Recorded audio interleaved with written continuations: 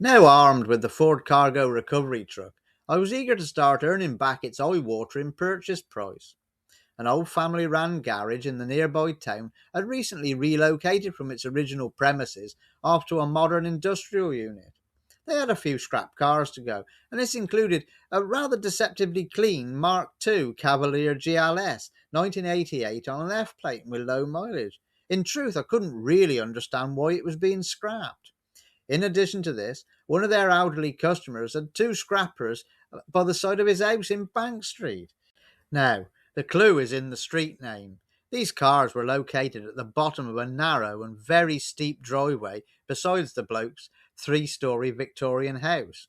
There was a blue Mark II Vauxhall Colton, and then there was also a yellow Vauxhall Victor FE Estate with a narrow, brick wall lined street on a sharp right angle entrance with steel gateposts. The cargo would never fit. Even just the road was totally blocked by parking the truck outside. Luckily, I had already viewed this logistical nightmare myself and now understood why the cars had been left there so bloody long.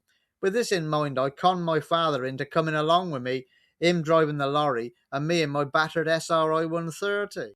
The idea was to beat seven shades of shit out of the car's seized up wheels and then tow them up onto the main road with the Cavalier to load onto the truck. Thought it was a good plan. Wrong. Despite it being dry weather and having got the brakes all freed off, still the Colton would not budge. My father sat in it, obviously observing myself in front in the SRI 130, tow rope attached, as I disappeared into a tire smoke white fog, as the car just bounced about on the spot. Bugger. There then followed an hour of ingenious attempts with various snap blocks, rigging and re-rigging the winch. All this to no avail, aside from severely pissing off various locals by blocking the road. There were to be no quick solutions, so the cargo was parked out of the way up on the main road. Several ratchet straps were slung around the lamp post that was on the opposite side of the street. This was at the top of the bloke's drive, and this saw father and I dripping in sweat, taking it in turns to slowly extract firstly the Colton and then the Victor out to where we could actually hook the winch cable on. After a lie down and consideration as to where I was going wrong in life was indulged upon, a few days later I went back to the garage and collected the white Mark II Cavalier. I genuinely couldn't understand why it was to go for scrap, so talking to the gaffer, he handed me the paperwork and the car still had a month's MOT left. But weirdly, the mileage was only less than 10 miles different to when it had been tested. We just can't sell it. It came in as a Part X from one of our regulars. It's because it's the old shape. Okay, I thought, I bet I can sell it. Remember, this is 2002, so the car was on an early F plate, about 14 years old.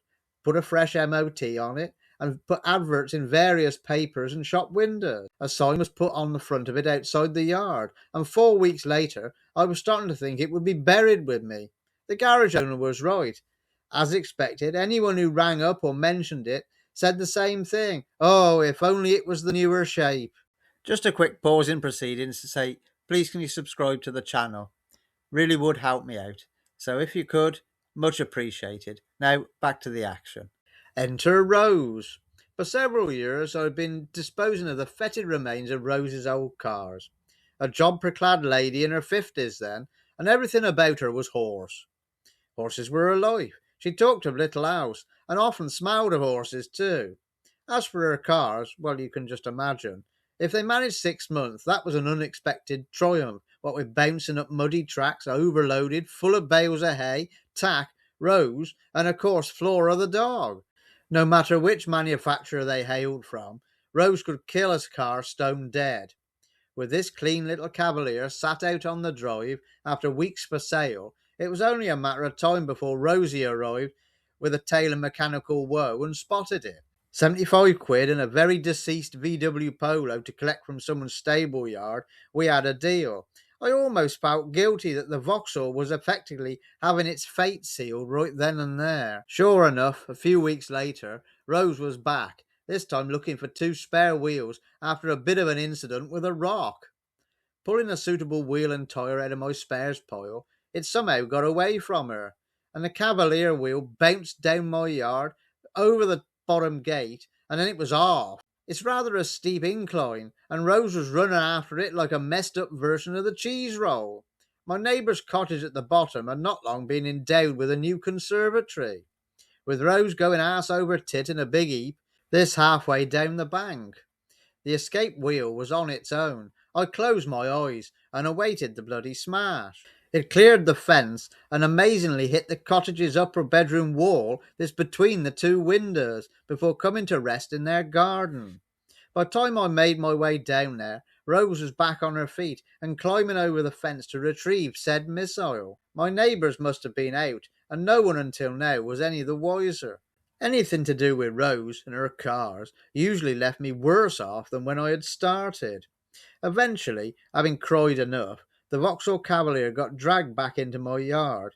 Now a total health hazard on the inside, mechanically dead on the outside, and bodily battered, it was a real shame. Dad, on seeing its reappearance, came over to comment.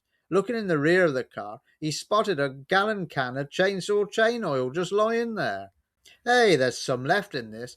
I'll top up my saw, he enthused. On pouring the contents into the machine, his face fell. Jesus, it's liquid molasses, all bloody sticky, he exclaimed.